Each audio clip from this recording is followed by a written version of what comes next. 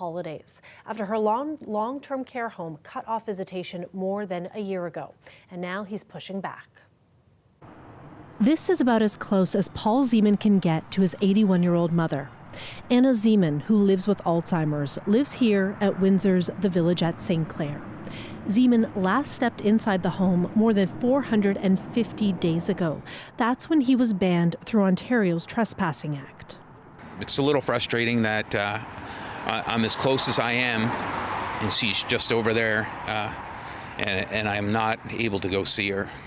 It all happened after a tense meeting at his mother's home. In this letter sent to Zeman from the home explaining the ban, the home says that he had demonstrated anger, that he had called a staff member stupid, and that he had used threatening and abusive language. But Zeman believes that he was banned because he had been speaking out about his mother's care, and that he had told the home that he was going to file a complaint against them. But the home denies that it would ever ban somebody for speaking out.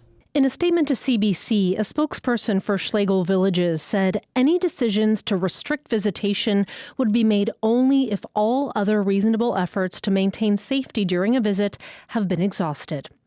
Zeman used to visit his mom every day, and now he says there's no one else to see her. With Zeman unable to visit, his father, Anna's husband, has also not seen his wife. Paul says that's because his father needs physical assistance. Extremely frustrating. It's emotionally and mentally devastating. It's grueling. Yes, of course, this hurts me, but who this really hurts is her.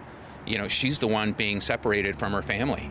It turns out he's not the only one, nor is this something new. Maria Sardellis runs the Access to Seniors and Disabled advocacy group. She successfully fought her own ban at her mom's home years ago and now is helping others. She says she knows of more than 100 families dealing with this across Ontario. There's very few families that are actually active in seniors' lives in these homes. There's very few, and very few that are actually advocating for poor care. And that's the number one thing that you get trespassed over is, advocating, and they want to shut you down. Sardellis says it's unlawful. She points to case law that says that only tenants or residents can issue a ban. She also points to the Residents' Bill of Rights under the Long-Term Care Act that also protects a resident's right to visitors. But the bans keep happening. That's something NDP MPP Lise Vaugeois is also trying to change.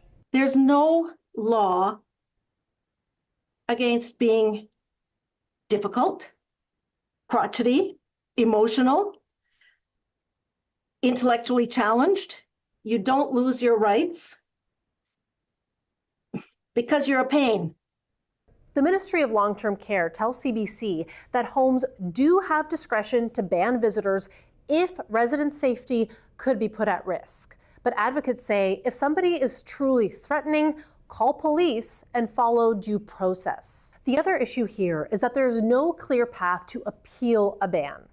One option, violate the ban, get a ticket, and wait to see a judge. A lawyer I spoke with says that most of the time these tickets get thrown out. But Zeman is too nervous to attempt this. All the while he's coming up against walls and isn't sure what else to do. Tried to contact the long-term care action line. From the long-term care action line, I've also tried to contact the patient ombudsman, patient advocacy, the Minister of Long-Term Care. I believe the system's broken and something needs to be addressed because this continues to happen. He says he's missed every holiday with his mom over the last year. He hopes this winter will be different, with a reunion with his mom in time for Christmas. In other local news now, Windsor police say they've been defrauded by one of their own employees. And CBC News has learned the service has quietly laid more charges against its fleet manager. Jason Vio brings us the latest. James Brush is the Windsor Police Service's fleet manager and has been an employee for 17 years. And just last month, Windsor Police quietly charged him with 5 more offenses, including 2 counts of fraud over $5,000, and one of those allegations spans 11 years. Now, he's also facing a charge of misusing a corporate credit card, fraud under $5,000, and forging a document. He was first charged in June with fraud over $5,000 and unauthorized use of a corporate credit card, and that that was made public in a news release in July, so that means he now faces a total of 7 charges. These latest batch of charges were not made public by Windsor Police. We did reach out to them to speak more about this case, but have not received a response. But police did previously say that he's been suspended with pay since his arrest in June, and he's scheduled to appear in court in February. Jason Vio, CBC News, Windsor. Colette Kennedy is with us now for a quick look at weather. Colette, how's it looking out there? Well, I think the big headline is what's coming tomorrow because a few things. A very cool start to the day because the winds are going to get quite strong as we go through the day Wednesday, and with that, that's going to contribute to a wind chill in the morning hours. So as you're getting up, it may be feeling as cool as -10, could be even -11 after a low tonight of -3. The other really important part of the headline here, some light snow on the way, so it will be blowing around, some kind of mucky conditions on the roadways. With a high of 2 degrees, I wouldn't expect much of it in southwestern Ontario to be sticking around. Okay, well, we'll check back in with you later, Colette. Thank you for that. Sounds good. Let's turn now to how the Canadian dollar is doing, which right now is not great. It's at its lowest point in 20 years compared to the American dollar. But as Del Molnar reports, that can be good for businesses in a border city like ours that depend on visitors from across the river.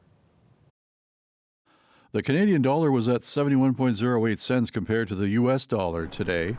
But when Americans find their dollar goes further in Canada, it helps businesses here in Windsor. The owner of the Bull and Barrel says they've already seen an uptick. Andrew Corbett is also the vice chair of the Downtown Windsor BIA. It's exciting times. Downtown Windsor was the hub years ago for Americans coming over, and then that kind of slowed down after COVID. So it's really exciting to getting them back over. And the most important thing, especially from the the BIA side and downtown businesses, is that it helps fill the streets, and there's more bodies downtown, and it's a much more vibrant environment on the weekends. Corbett says they've seen a 50% increase in American clientele in the last month and a half. Caesars Windsor makes sure they mention the exchange rate in their advertising in the States. Spokesperson Suzanne Tompkins says a quarter of their patrons come from the States. Well, it not only does it provide a larger gaming budget at Caesars Windsor versus other U.S. Casinos, it also allows them to buy a memorable experience for less at Nero Steakhouse, in the Coliseum, or at our AAA Four Diamond Resort. Gordon Orr, the CEO of Tourism Windsor Essex Pelee Island, says they don't advertise the dollar difference in the U.S. because it fluctuates too much, but he says it does encourage the visitors. We had 1.7 million U.S. visitors in 2023, and 1.3 of them were day trip, and 400,000 of them spent overnight. So our U.S. business, certainly at 33% or so, are coming to Windsor Essex. So we count on our friends from Michigan and Ohio to come and do that. And they recognize that when their dollars got more buying power, they like to spend it here in Windsor Essex. But a spokesperson from the Retail Council of Canada says just because it might cost Canadians more to shop in the States, it doesn't necessarily mean they won't go there. That activity will probably still continue because it's really about the selection of products and the availability of products that are not in Canada or retailers that we just don't have here. So, if you think about retailers like Trader Joe or Target, that's probably what attracts Canadians to go. But Santos Legati also agrees the lower dollar will also entice Americans to come here. Dale Molnar, CBC News, Windsor. In national news now, there was an unusual event on Parliament Hill today. The Prime Minister called a meeting with all the opposition leaders, and everyone showed up. The topic, dealing with U.S. President-elect Donald Trump and his threatened tariffs. CBC's Kate McKenna has the details. Today, in a rare move, why'd you agree to take this meeting? Why not? Opposition leaders met with the Prime Minister. And putting our interests first. Talking about how to deal with the President-elect of the United States and his threat of a blanket 25% import tax on all Canadian goods entering the U.S. We discussed the possibility of unfair and unjustified American tariffs, and I made the point that these kinds of actions, were they ever to go ahead, would be damaging to the United States just as they would be to Canada. I want to see an all-hands-on-deck approach to make sure that we are fighting to protect Canadian interests. Last week, Trump vowed to slap Canada and Mexico with tariffs unless they stopped the flow of migrants and fentanyl across the borders. We're trying to fight the Trump administration, which doesn't exist yet. We've got till January 20th to try to use every contact we have with contacts in the United States, people going into that administration. Don't put 25% tariffs on Canada. It was a closed-door meeting, but a senior official says opposition leaders were asked to promote Canada to American contacts. They were also told not to negotiate against Canada in public by saying the border isn't secure. We were reminded, please, do not say things that aren't true. Don't play into Trump's narrative. For at least one opposition leader, that message didn't take. Right now, we're going into this problem in a state of weakness. The Prime Minister has broken our immigration system, broken our bank, broken our borders. We need to fix what he broke to put Canada first. The public safety minister says new border measures are coming, but won't say exactly what or when. We will have announcements to make in the coming weeks, recognizing that January 20th is obviously an important moment. Dominic LeBlanc also brushed off comments from Trump at Mar-a-Lago last Friday, when Trump reportedly said Canada could become the 51st American state. But the fact that there's a warm, cordial relationship between the two leaders and the president is able to joke like that, for us was a positive thing. The Prime Minister's office is trying hard to get all political leaders on board. Last week, there was a meeting with the premiers, trying to convince them that a united front is the best approach. Kate McKenna, CBC News, Ottawa. And in the wake of these tariff threats, the Ontario government has launched a multi-million-dollar advertising campaign in the U.S., touting the province as a long-standing friend and ally of America. Lorenda Redekop has the details. Stable and secure when the world around us isn't. A soothing voice and stunning scenery here and in the U.S., some old-timey shots, and a stat the Ford government likes to repeat, that Ontario is the top trading partner for 17 U.S. states. Our long-standing economic partnership keeps millions of Americans working. In a changing world, it's time to bring jobs back home and build together. The Premier's office says the ads will run where, as it says, we know our audience is. Fox News prime time, NFL football games, and at Washington airports over the holidays. One marketing expert noticed one word that's not there. Tariff. So we're dancing around the issue in a way. It feels like some kind of economic development ad that would run in normal times. He also wonders what happened to the idea of Team Canada, saying many Americans know Canada, but not individual provinces. It's not aggressive. It's a classic advocacy, almost hopey-dopey, speak to Americans and their wallets, which is that tariffs will hurt them, probably more than they will hurt us. The ad will also air during the Super Bowl, though not one of those coveted TV spots. It'll just be for those streaming the big game on the Fox Sports app. And they'll expand the ad campaign in January to include Washington billboards and transit shelters. The government hasn't specified the cost other than tens of millions of dollars. It's expensive, right? Like, I would question, if there aren't more economical ways to address this. As I've said before, I think the Premier should be on the phone with every single governor and talking about our mutual reliance on each other. Things like that, actions like that are just as important, if not more. The Premier has previously met with governors. The Economic Development Minister is headed to Washington next week to impress on politicians the long-term relationship and importance of this province to their country. And for generations more, we'll still be here, right by your side.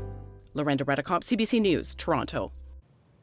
It is time for CBC's Make the Season Kind campaign. We are helping folks dealing with food insecurity, and we want your help. So just head on over to our website and look for this banner. It's got details on the various ways that you can take part in our campaign. And as part of Make the Season Kind, we will be heading to Bright Lights at Jackson Park for a live broadcast of our show, CBC Windsor at 6. That is this Thursday, December 5th, in 2 days. Come by and meet us and watch the show. We're going to have live music and a bin to collect donations for our food drive as well. We hope to see you there. Can't wait to meet you. And be sure to stay with us. We will have more after the break. Thanks so much.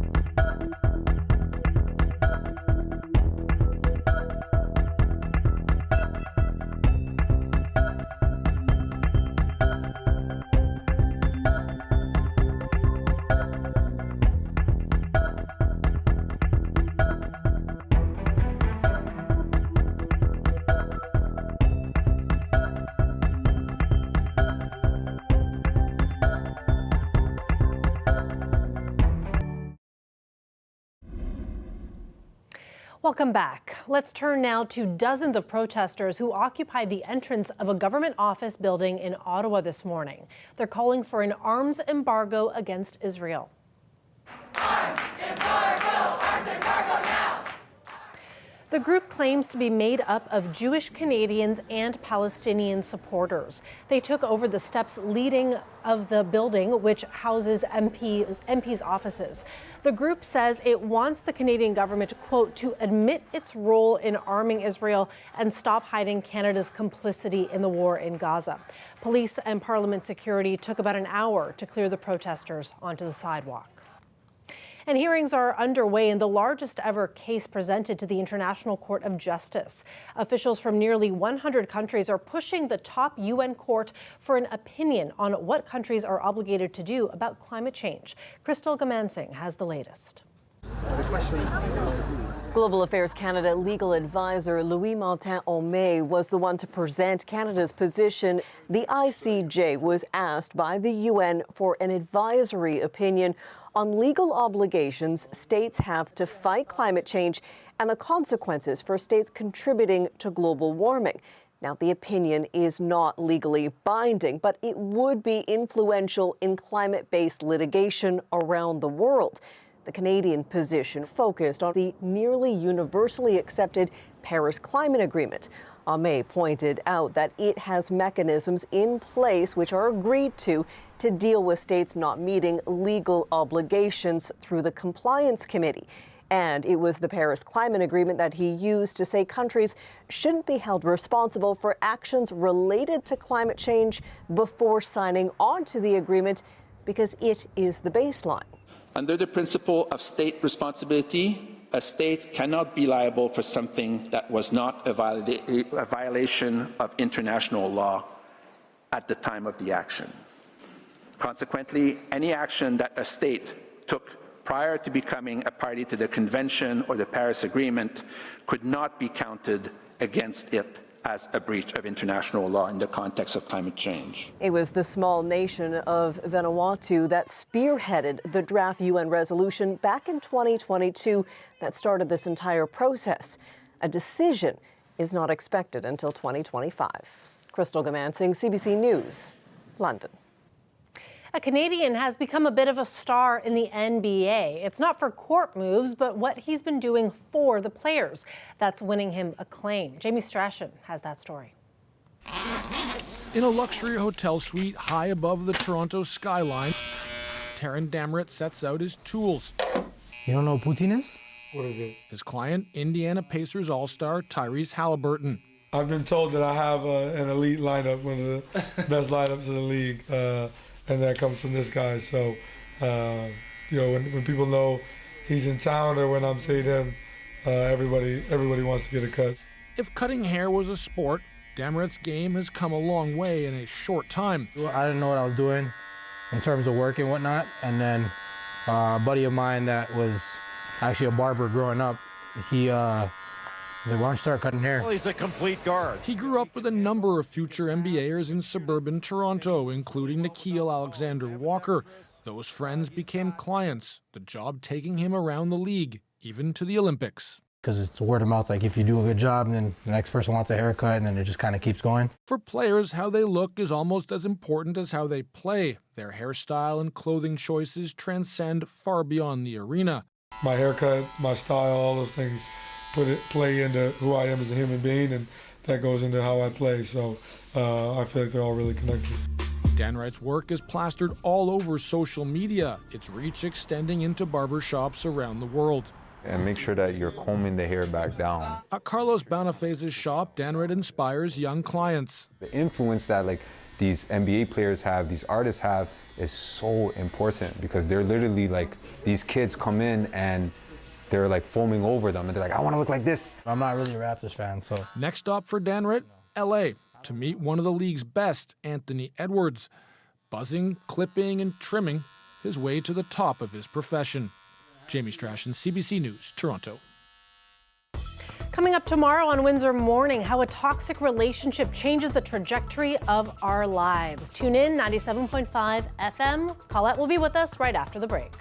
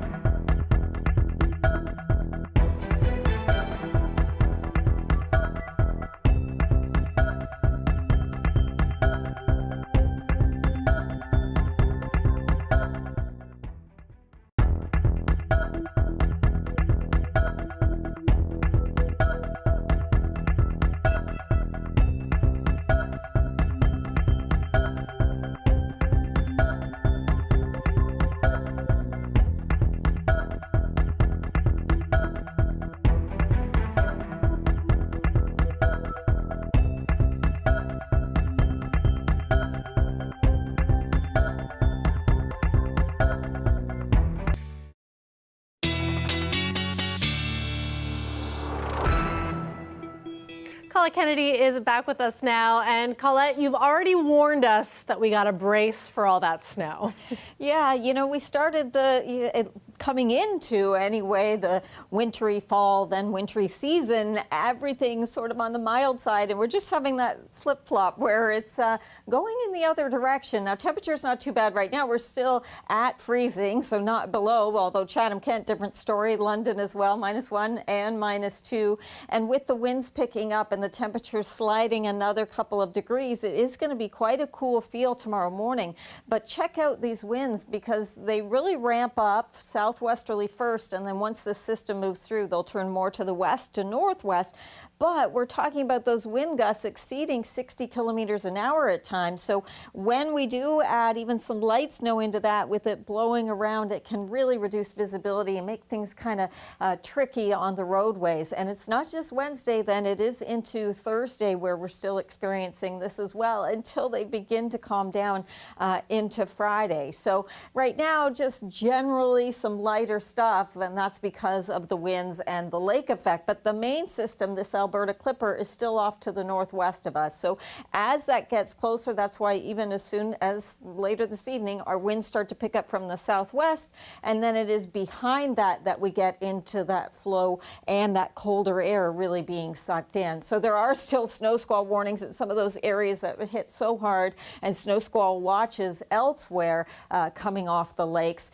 As well, if you have any traveling to do tomorrow, this is a blowing snow advisory, and then winter weather travel advisories. If you will be heading towards the GTA or on into Eastern Ontario, be aware of that. Just not going to be a great day for travel tomorrow. So generally, it's flurries to some light snow coming through southwestern Ontario and a little more significant elsewhere. So we should keep it on the lower side. And not only that, but the temperatures just above freezing, so that anything that is falling is generally kind of melting and not accumulating. Once it starts accumulating, that action is really happening to the east of us. So you can see where I've got just a few centimeters at best, maybe up towards 5 here in southwestern Ontario, and that's unlikely, but a whole different scenario, especially with that southwesterly flow kicking in there and coming across the lakes.